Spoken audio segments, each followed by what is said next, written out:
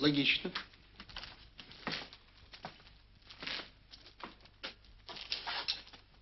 Логично. Садитесь. Ваша позиция с физиком Рунге неколебима. Считайте меня своим союзником. Хвост, который выпускали за черным мерседесом шведского дипломата, был связан с этим делом? А вы чувствовали за собой хвост? Вы остро ощущаете опасность? Любой болван на моем месте почувствовал бы за собой хвост. А что касается опасности, какая же опасность может угрожать дому? Если бы я был за кордоном... У вас голова не болит? От забот? От давления.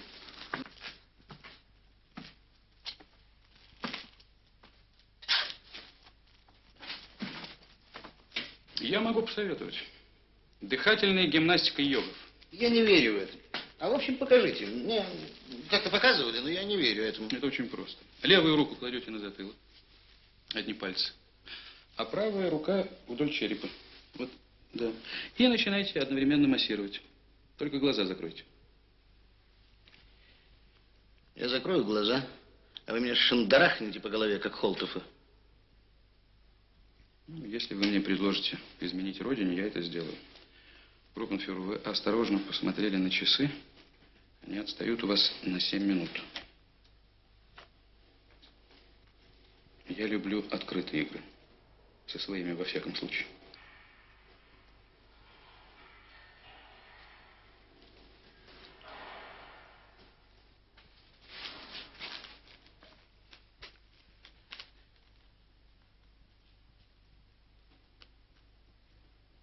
Я всегда жалел, что вы работаете не в моем аппарате. Я бы уж давно сделал вас своим заместителем. Я бы не согласился. Почему? Вы ревнивы. Как любящая, преданная жена. Это самая страшная форма ревности, так сказать. Тираническая. Ну что ж, в общем-то, вы правильно меня поняли. Можно, правда, эту тираническую ревность назвать несколько иначе. Забота о соратниках. Но это, как говорится, вопрос технологии, а не принципа. Зачем надо было приводить меня сюда? Нельзя было поговорить у вас?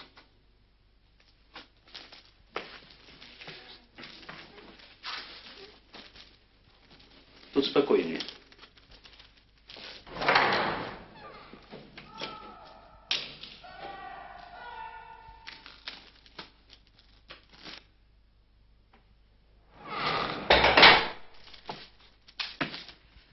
все кончится так, как хочу я, мы вернемся вместе, и все будут знать, что мы с вами занимались делом в моем ведомстве. И мой шеф будет знать об этом. Чьей ревности вы боитесь, его или моей? А вы как думаете? Мне нравится, что вы идете напролом. А у меня нет другого выхода. И потом я люблю ясность. Ясность – это одна из форм полного тумана. Знаю я вас, хитреца.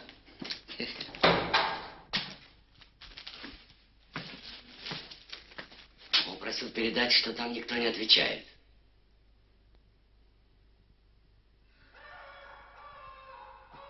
Ладно.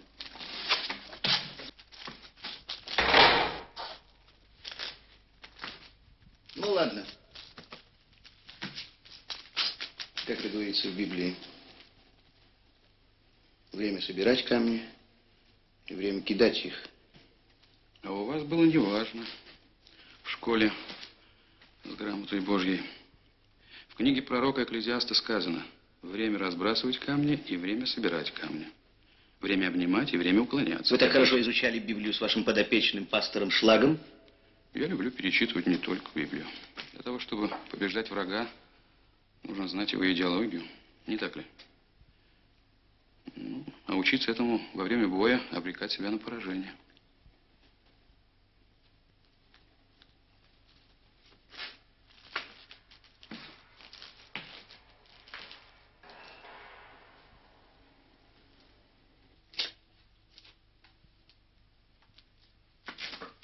Вот. Какая занятная выходит штука.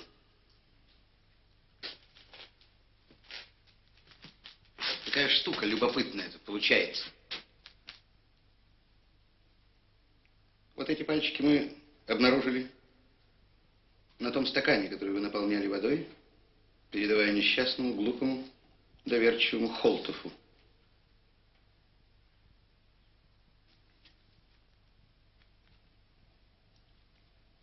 А вот эти пальчики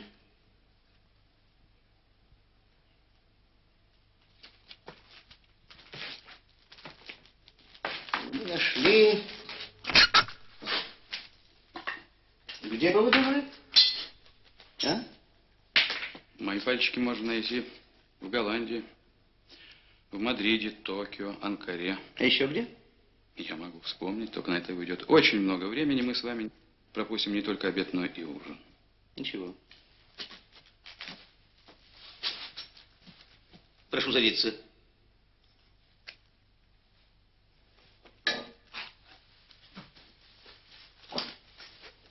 Я готов поголодать.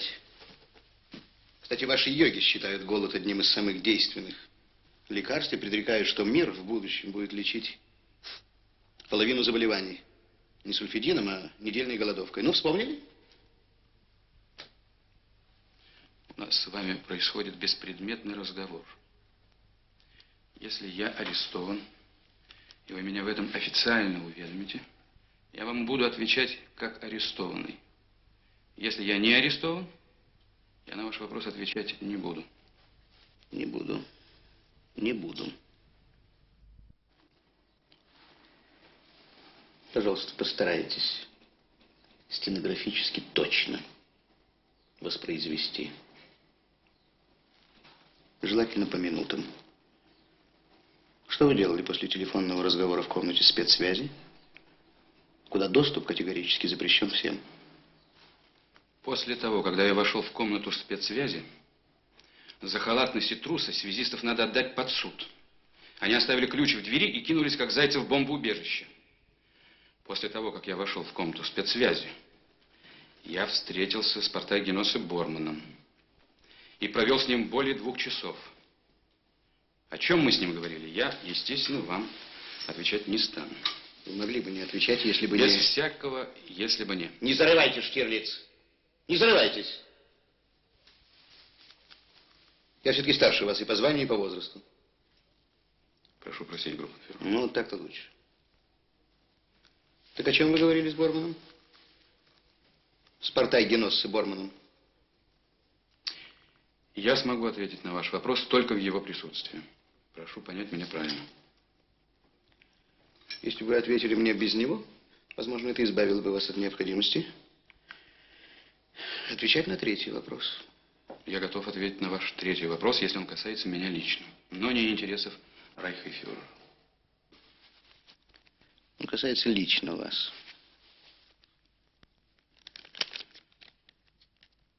Вот эти пальчики.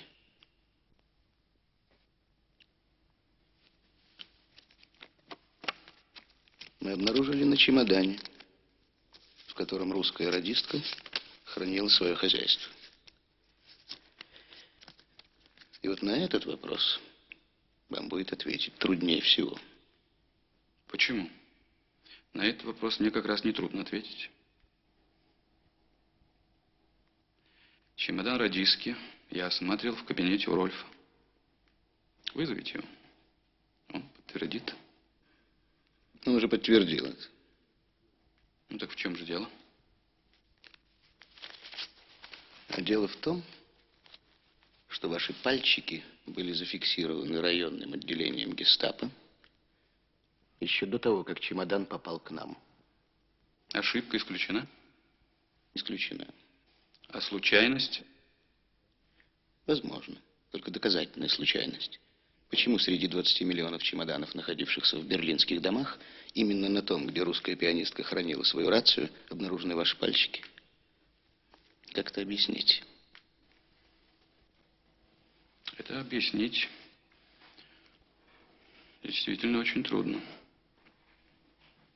Или почти невозможно. Я бы на вашем месте не поверил ни одному моему объяснению.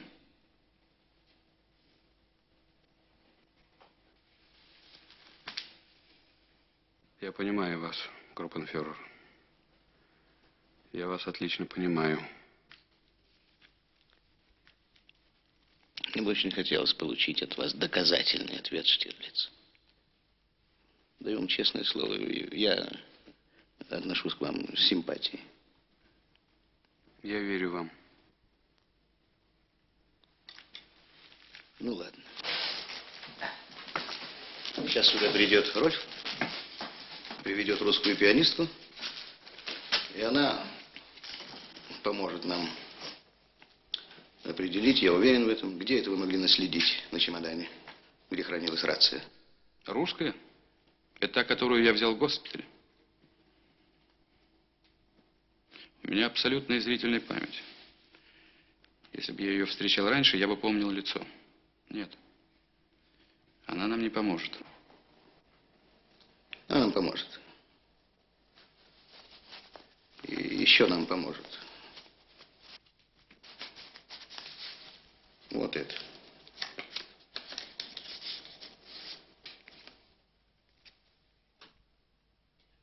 Это была его шифровка, отправленная с Плейшнером в Берн.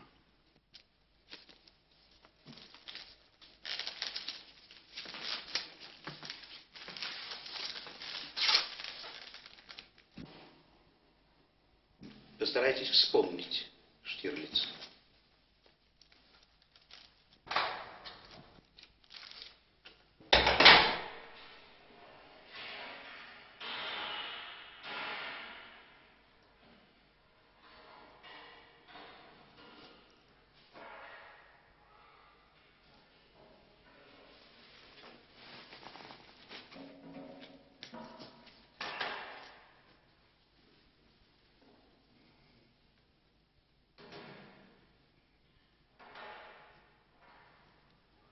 А вот это провал. Это крах. И наши ничего не будут знать. Я оказался идиотом.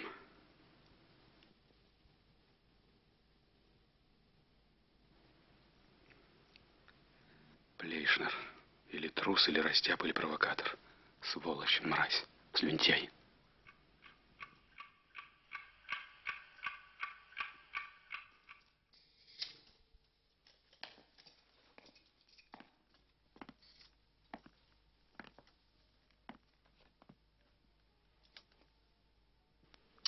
Мюллер выехал на место убийства Рольфа вместе с самыми лучшими сыщиками. Шеф, да. Нет ничего. Вообще ничего? Ничего нет. Парабеллум.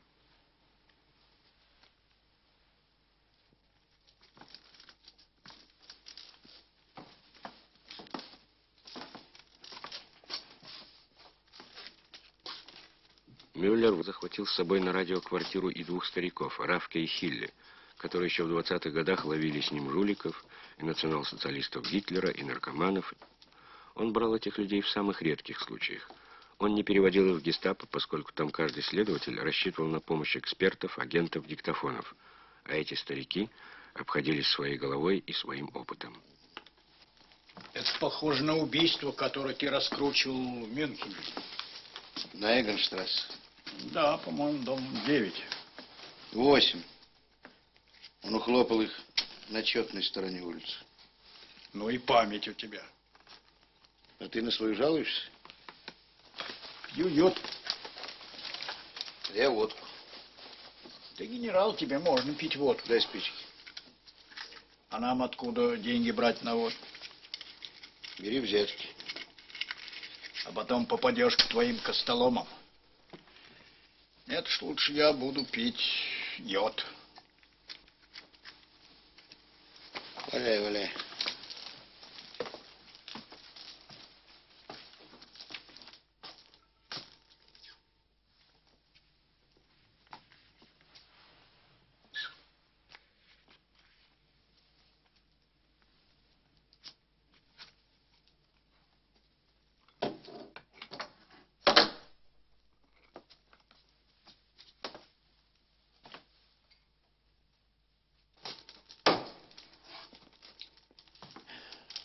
Я бы с радостью, говоря откровенно, променял свою водку на твой йод. Слишком много работы. Пока да. Скоро ее вовсе не будет.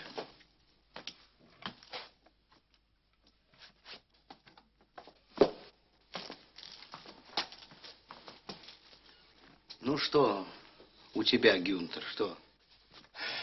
Кое-что есть.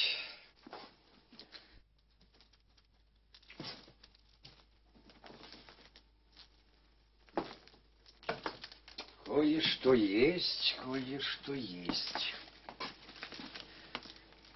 Слушай, чем ты волосы красишь?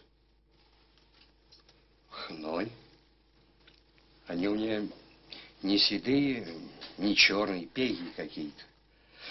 А Эльза умерла, а молодые предпочитают молодых солдат, а не старых сыщиков. Солдаты на фронте. А инвалиды? Да ну ладно, хватит. Ну, что? Слушай, старуха, что напротив дома, час тому назад видела бабу и солдата. Баба была с ребенком, вероятно, очень спешили. В чем был солдат? Как в чем? В форме. Я понимаю, что он не в трусах. В какой форме? В том-то и дело, что в полевой. Ну, хорошо, в полевой. Ну. А я думал, что вы ваших солдат только в черной Мне форме наплевать на наряжаете. то, о чем ты думал. Я тебя спрашиваю, в какую машину они сели? В автобус. Как в автобус? Так, 17-й номер. Куда они поехали? Туда, в центр.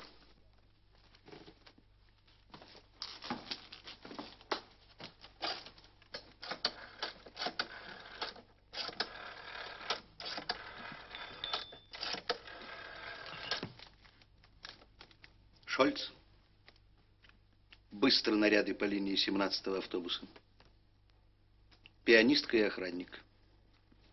Что? Я не знаю, как его зовут. Выясните вы, как его зовут. Это раз. Второе. Битнеру, пожалуйста, немедленно поднять досье на него. Откуда он, кто и где его родные. Короче говоря, весь послужной список сейчас же, быстро, без промедления мне сюда. Если вы узнаете, что он хоть один раз был там, где бывал Штирлиц, сообщите мне немедленно.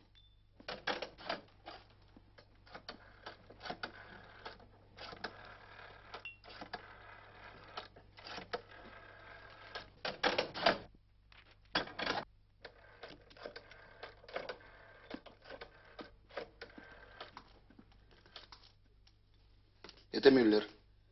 По всем линиям метро предупредите полицию о женщине с ребенком. Дайте ее описание, скажите, что она воровка и убийца. Пусть берут. Если ошибутся и схватят больше, чем надо, я их извиню. Главное, чтобы не пропустили ту, которую я жду. Детский приют Моцартштрассе, 7.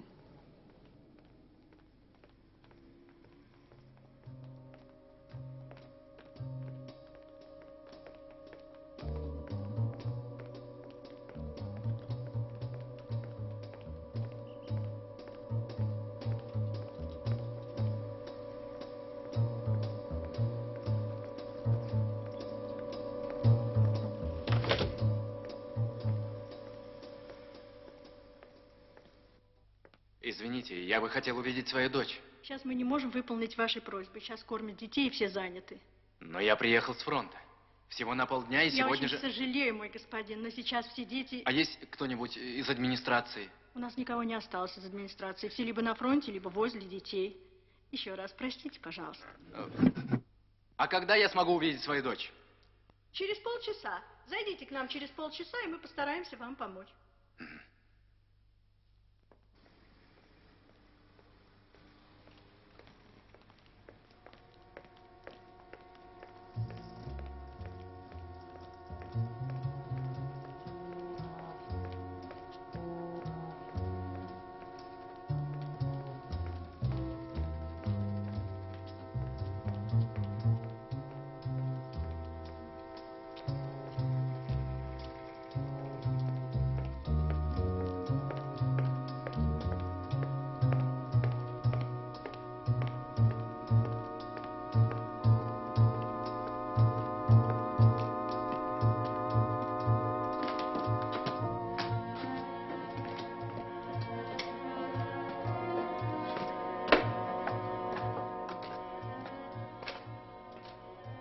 Что?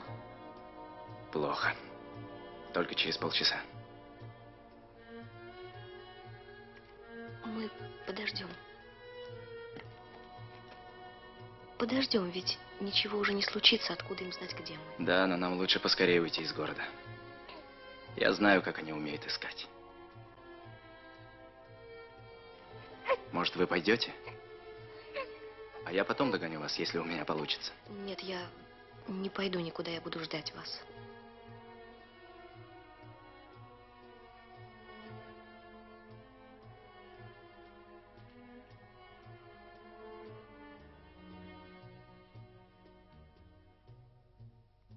Это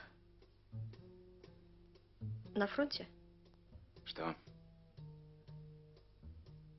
Вот это. Да. На фронте. А что? Да ничего. Под Витебском. Я воевал там.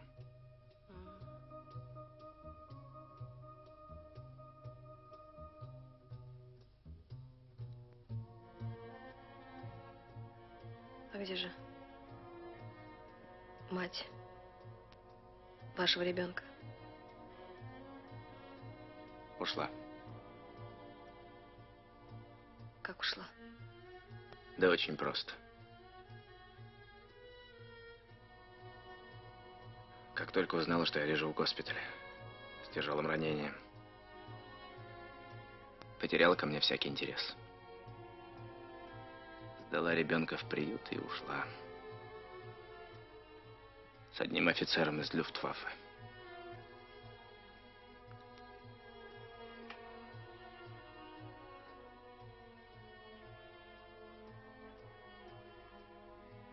Давайте договоримся, где встретиться, и уходите. Я никуда не пойду. Я буду ждать вас здесь. А потом просто мне некуда идти в этом городе. Да.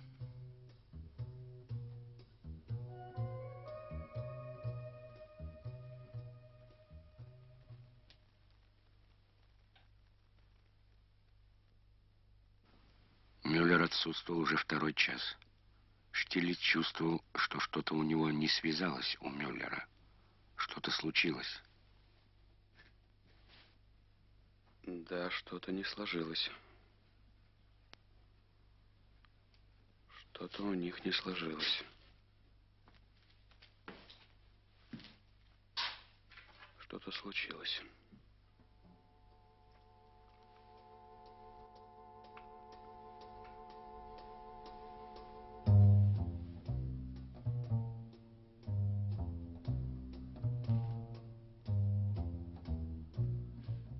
Во всяком случае, у меня есть тайм-аут. Я должен использовать этот тайм-аут. Так. Я должен объяснить достоверно и точно, где, когда и почему могли на чемодане оказаться мои отпечатки.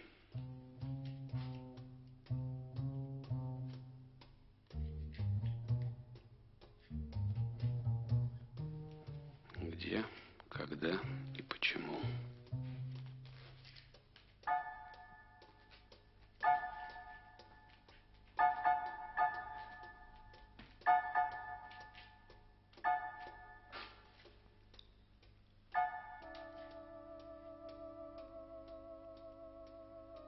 Мне нужно во всех подробностях вспомнить тот день. Мне нужно доказать, что у дома Эрвина я оказался случайно. Это было 21-го, утром, около 8. Я ехал к Эрвину за ответом из центра. У Паризерплац я застрял. Там после бомбежки расчищали улицу. И я там простоял минут 20.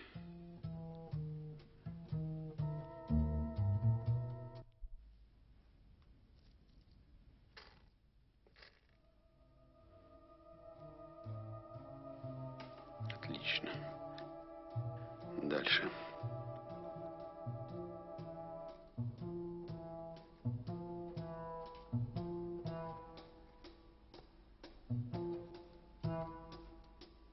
Дальше. Я ехал к Доротеи-штрассе. Ехал по Байротер-штрассе, свернул влево, чтобы по прямой выехать на Доротеи-штрассе. Но меня не пропустили полицейские, так как переулок был перекрыт пожарными машинами. И из-за этого мне пришлось ехать в объезд. Через Кёпеникштрассе, мимо казарм.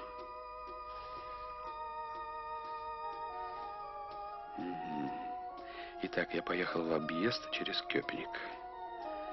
Там меня тоже остановили. Меня там действительно остановили. Этот парень, который меня не пускал. Надо вспомнить. Надо вспомнить. Что-то я про него тогда подумал. Я старался не думать об Эрвине Кэт. И вдруг поймал себя на том, что назвал этого парня про себя туберкулезником. Ну да, он кашлял. Он все время подкашливал.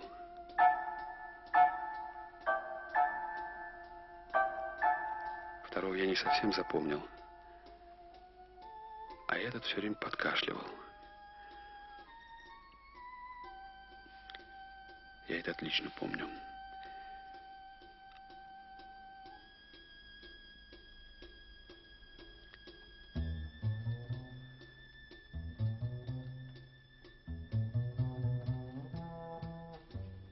Так.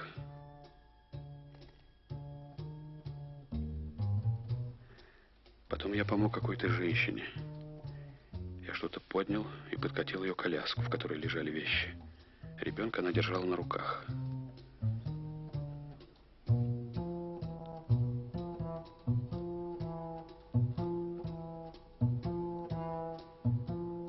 Представим дело иначе. Ну а если у этой женщины был чемодан?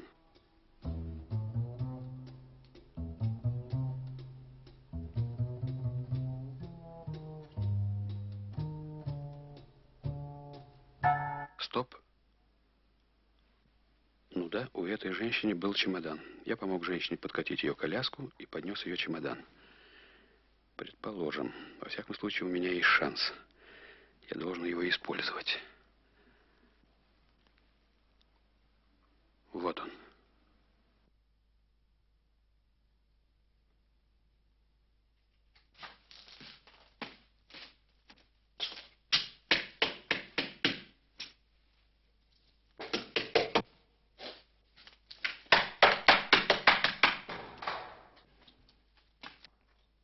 Слушайте, дружище,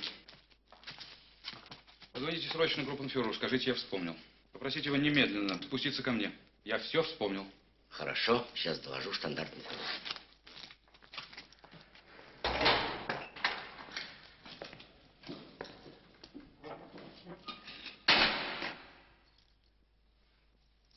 Значит, я там оказался потому, что меня завернула полиция. Я говорил с полицейским.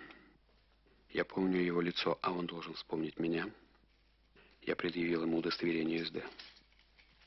Он смотрел на меня, когда я катил эту коляску, и я это чувствовал. Следовательно, он подтвердит, что я подкатил коляску. Я скажу, что помог перенести и чемодан. Если он действительно видел, что я перенес коляску, он не сможет уверенно ни подтвердить, ни отрицать чемодан. Что мне и нужно.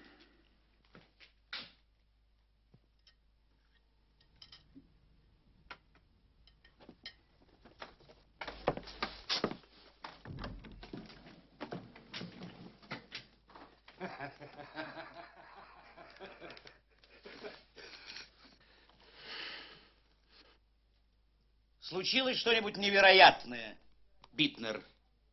Мы заняли Москву.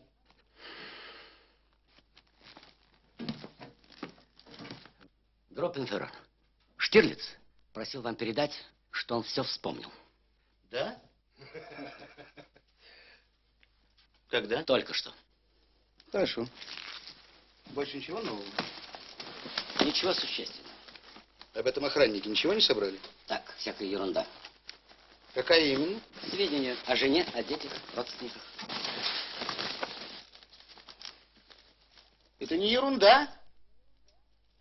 Это совсем даже не ерунда. Дружище Битнер, особенно в таком деле. К жене посылали людей? Жена 2 месяца тому назад ушла от него. Что-что? Он лежал в госпитале после контузии. Она от него ушла. С каким-то торговцем в Мюнхен. С кем? Говорят, с торговцем в Мюнхен. Дети? У него 1 ребенок, 4 месяцев. Она его сдала в приют. Где находится приют? Там нет названия. Приют в Панкове. Моцартштрассе, 7. Теперь сведения о его матушке. Вот что, ребята, сейчас может быть большая стрельба, так что возьмите свои бульдоги.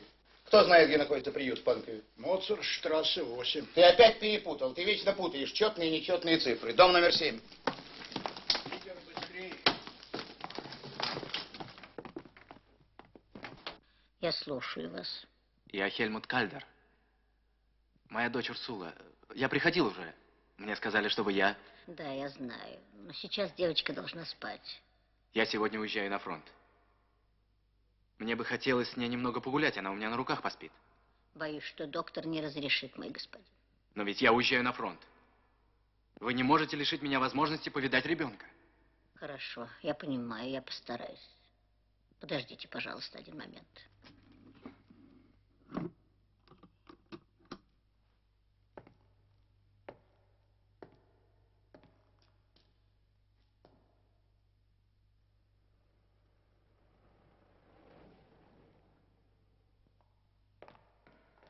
Так вы хотите выйти на улицу? Что? Если вы хотите с девочкой погулять, то мы дадим вам коляску, Зачем? чтобы не держать ее на руках. Нет, нет, спасибо, так лучше. Вам целесообразнее пройти в наш садик. Там тихо, и если начнется налет, вы сможете спуститься в убежище. Я только узнаю, когда автобус, и вернусь в дом. Я сейчас. В дом? В какой дом? Я хотел сказать в сад. В сад, конечно. Вы что, плохо себя чувствуете? Почему? Вы очень бледный. Нет, нет. Ничего. Ничего, все в порядке.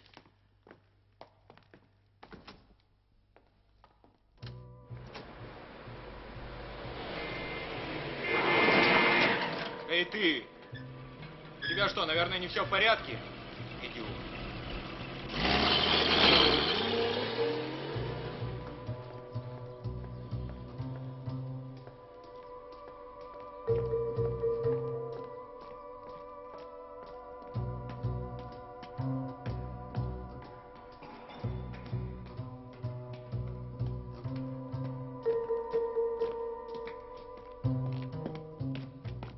Подержите ее, пожалуйста. Я пойду на остановку, как только увижу автобус, я за вами вернусь. Лучше вместе. Давайте лучше вместе. Нет, нет.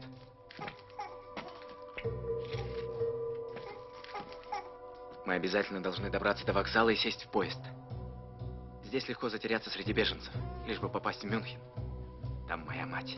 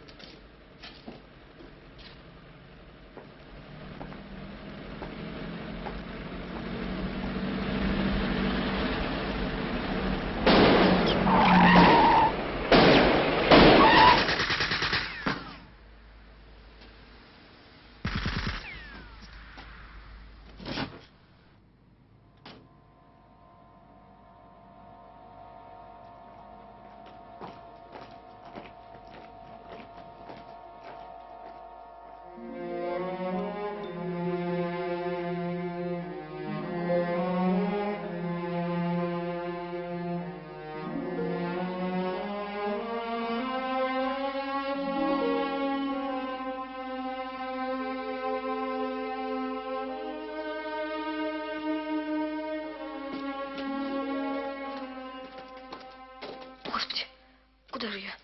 Туда же нельзя. Туда же нельзя. Ну-ка. Ну-ка, тихо. Тихо. Ай.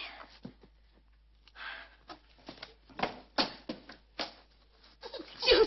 Ну, тихо. Тихо. Что тихо? Что? Почему, собственно, тихо? Никто не кричал. Ясно? Почему, собственно, тихо?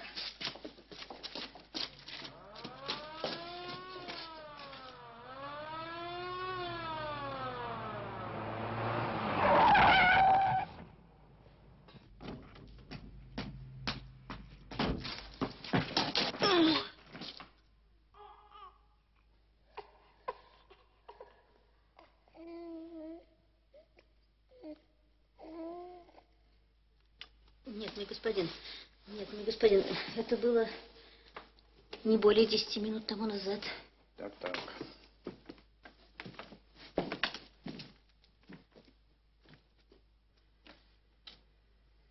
А где девочка? Где девочка? По-моему, они уехали на машине. Рядом с ними остановилась машина. Так что же, она сама села в машину? Нет, она сама не могла сесть в машину, а она еще грудная. Я все понял, Шольц, и давно понял. Все.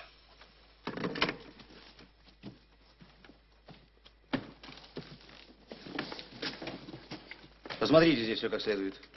Мне надо ехать. Вторая машина сейчас придет. Она уже выехала.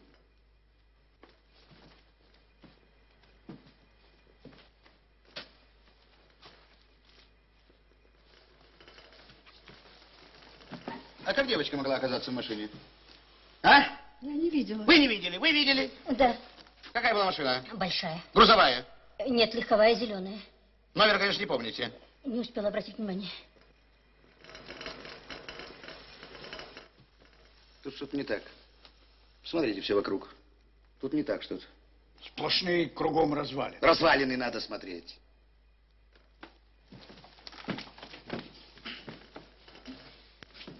А вообще-то все настолько глупо и непрофессионально, что работать практически совершенно невозможно. Невозможно понять логику непрофессионалов. А может, он хитрый профессионал? Хитрый профессионал не поехал бы в приют.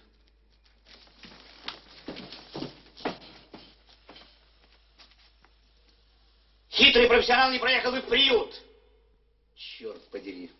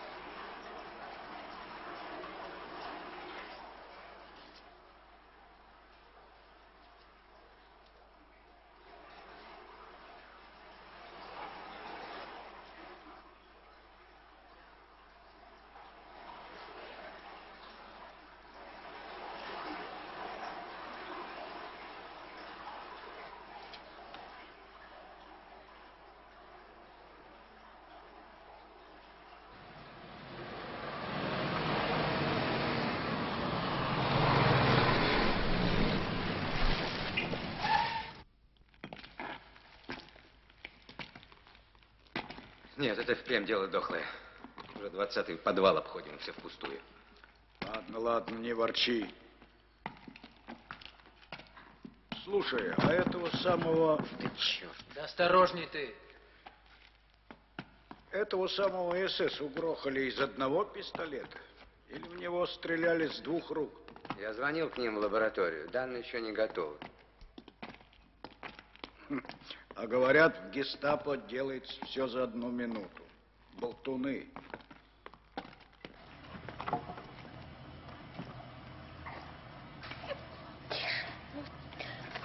Тише, тише. Тише.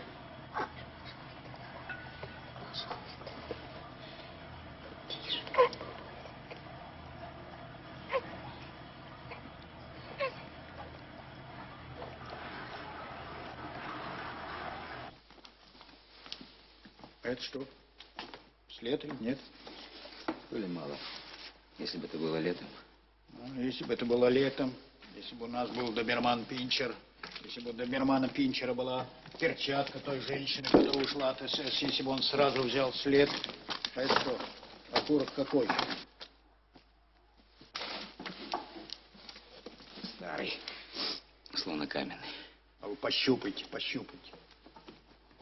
В нашем деле прежде всего пощупать. Слава Богу, что Гюнтер был одинокий. Если бы моей Марии сообщили, что я дохлый, холодный, лежу на полу в морге. Спасибо.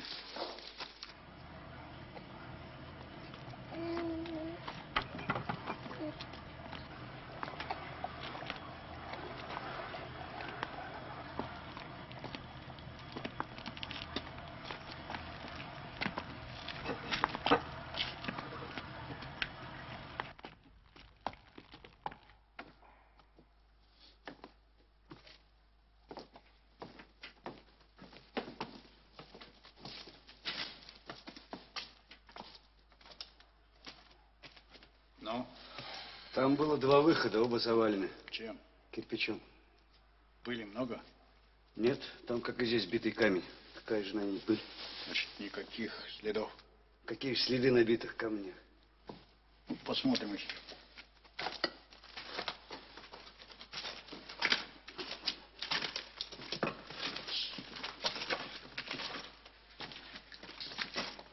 Я сейчас только закурил. Черт, спички отстрелили. Черт. Я и зажигалка. А, спасибо. А у моей камень стерся. Кусок застрял под колесиком. Никак не могу его оттуда выкинуть. Надо отдать мастеру. Обыскался. Во всем Берлине ни одной мастерской. Я Все починю. мастера на фронте. Спасибо, дружок. Значит, Я пойдем? очень обязательно. Надо посмотреть все до конца. Чтобы потом не мучила совесть.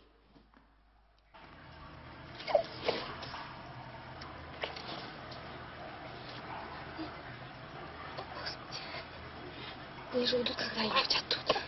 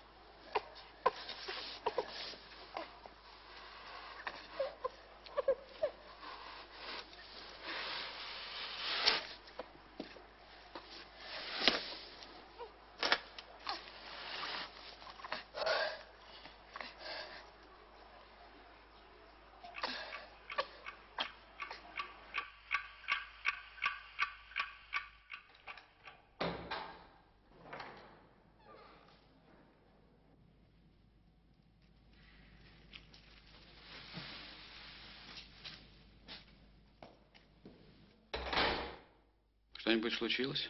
Я чего-то волновался. Правильно делал, я тоже волновался. Я вспомнил.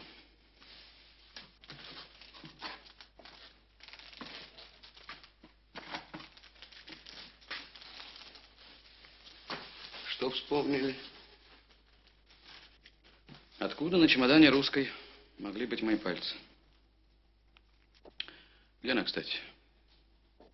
Я думал, вы нам устроите свидание, так сказать, очную ставку.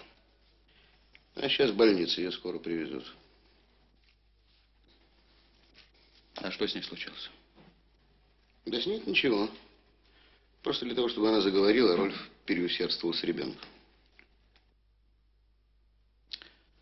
Ладно, время пока терпит. Почему пока? Время просто терпит. Время пока терпит. Если вас действительно интересует эта катавасия с чемоданом, то я вспомнил. Это стоило мне еще нескольких седых волос, но правда всегда торжествует от моего убеждения. Радостное совпадение наших убеждений. Выкладывайте факты. Для этого вы должны вызвать всех полицейских, стоявших в зоне оцепления на Байройтерштрассе. Я там остановился, и мне не позволяли проехать даже после предъявления удостоверения СД. Тогда я поехал в объезд через Кёпеникштрассе, мимо казарм, которые, как вы знаете, позавчера превратили в груду развалин, вокруг. Там меня тоже остановили, и я очутился в заторе. Я пошел посмотреть, что случилось, и полицейские, один молодой, ну, видимо, серьезно больной парень, скорее всего, туберкулезник, и его напарник, этого я не очень хорошо запомнил, у него лицо было в копоте, не позволяли мне пройти к телефону, позвонить сюда в отдел, потому что я задерживаюсь. Я предъявил удостоверение и пошел звонить. Помню, там стояла женщина с детьми, и я помог вынести из развалин детскую коляску. Потом я перенес какие-то вещи и какие-то чемоданы. Во всяком случае, за последние полгода других чемоданов я не касался. Опросите полицейских из зацепления, которые видели, как я помогал несчастным переносить их вещи, и сопоставьте со всеми своими фактами. Если хоть одно из моих доказательств окажется ложью, то дайте мне пистолет с одним патроном. Иного выхода у меня нет. Ничем иным свое алиби я доказать не смогу.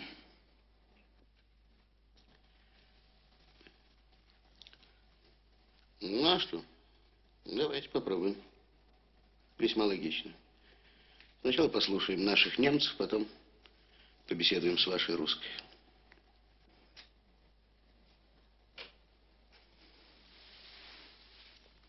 С нашей русской.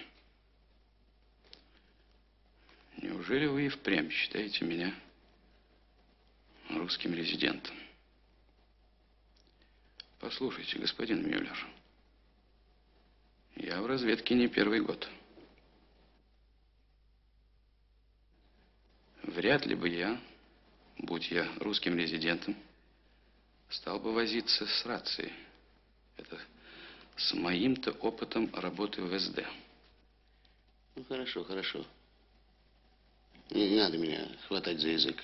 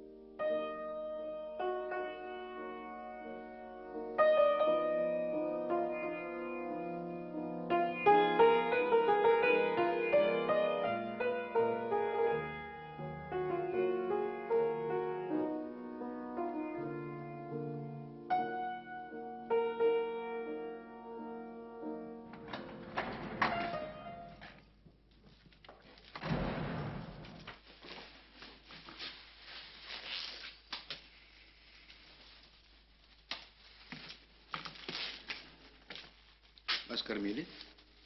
Может, перекусим? Пора бы. Я попросил нам что-нибудь принести сверху. Спасибо. Людей вызвали? Вызвал. Вы плохо выглядите. Хорошо еще, что вообще живу. А что это вы тут хитро намекали? Про пока. Пока есть время. Выкладывайте. Чего уж там. Сразу после очной ставки. Сейчас нет смысла. Если мою правоту не подтвердят, нет смысла говорить о пока.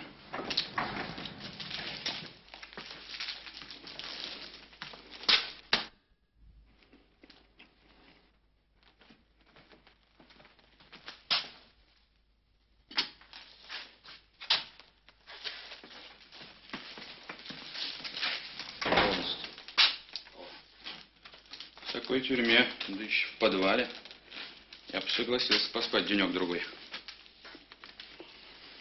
Туда бомбежек не слышно. Поспите еще. Спасибо.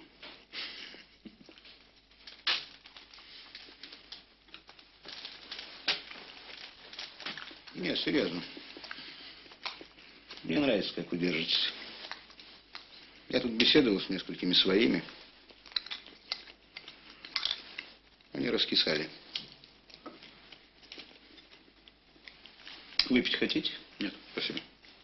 Что, вообще не пьете? Боюсь, что вам известен мой любимый коньяк. Не считайте себя фигурой, равной Черчиллю. Только о нем я знаю, что он любит русский коньяк больше всех остальных.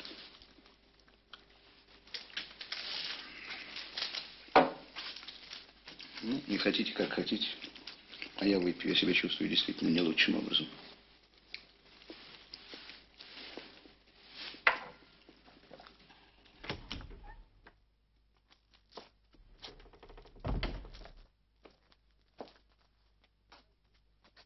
Хайль Гитлер! Вы не знаете никого из этих трех людей?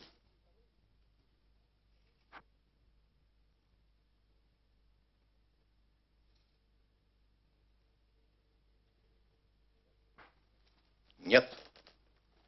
Вы никогда не встречались ни с кем из этих людей? Нет, кажется, ни разу не встречался. Может быть, вы встречались мельком во время бомбежек, когда стояли в оцеплении разрушенных домов? В форме-то многие приезжали. В форме-то. Посмотреть на развалины. Нет. Точно припомнить не смогу. Ну, спасибо. Хай!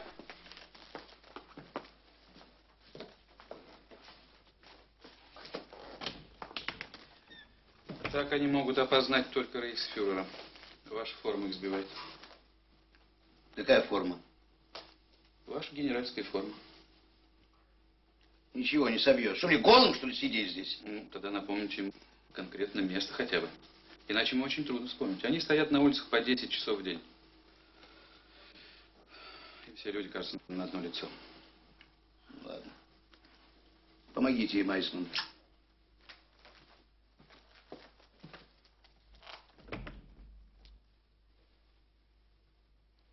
А этого хотя бы помните? Нет, я его не видел. Я вспомню тех, кого я видел. Для следственного эксперимента опознания сейчас нельзя было приглашать других сотрудников гестапо, чтобы не бросать тень подозрения на Штирлица. Поэтому Мюллер поручил провести очные ставки, или точнее опознание тем трем людям, которые были в курсе происходящего: Штирлицу, Айсману, Битнеру.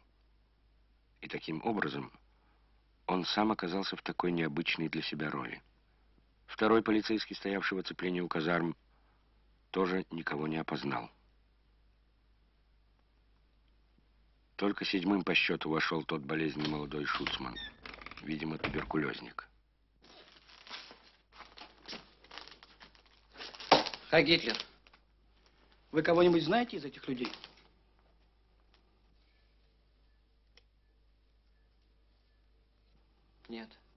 По-моему, нет. Вы стояли в оцеплении на Кёпенингштрассе? Да.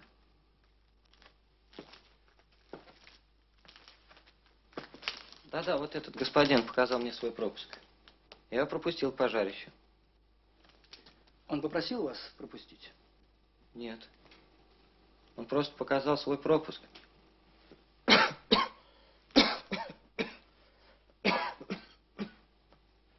Он в машине ехал, а я никого не пускал. И он прошел. А что? Если он не имел права, я знаю приказ пропускать всюду людей из СД и гестапо.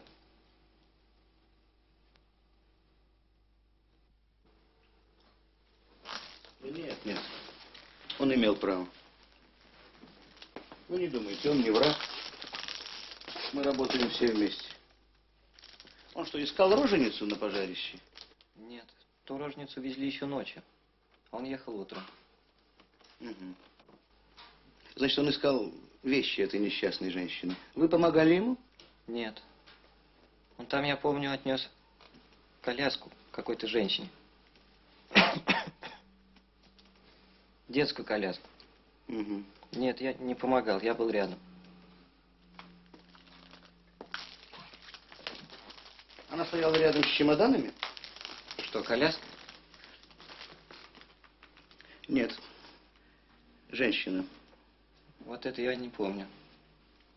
По-моему, там лежали какие-то чемоданы. Но про чемоданы я точно не помню. Я запомнил коляску, потому что из нее выпали какие-то вещи, и этот господин собрал их и перенес к противоположному тротуару. Угу. Зачем? А там было безопаснее. И пожарные стояли на нашей стороне. А пожарных шланги. Они могли погубить эту коляску. Тогда ребенку негде было бы спать. А так женщина устроила потом эту коляску в бомбоубежище, и он там спал. Я видел. Угу. Ну, спасибо, вы нам очень помогли. Вы свободны. Ходите.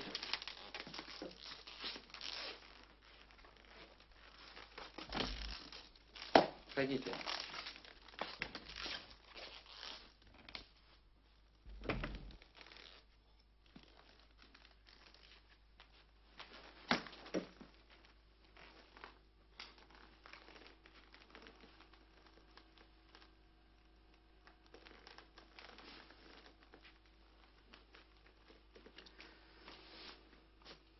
Всех освободить. Там есть еще пожилой, он тоже может подтвердить. Ладно, хватит. А почему не пригласили тех, кто был в первом оцеплении, когда меня завернули?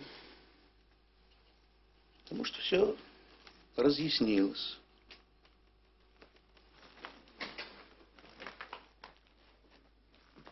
Битнер, вам все точно подтвердили? Да, группенфюрер. Показания Хельвига, который в тот день распределял наряды и контактировался со службой уличного движения, уже доставлены. Все свободны.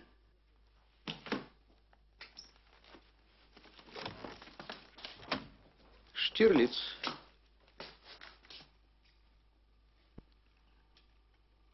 А вас я попрошу остаться еще на 1 минуту.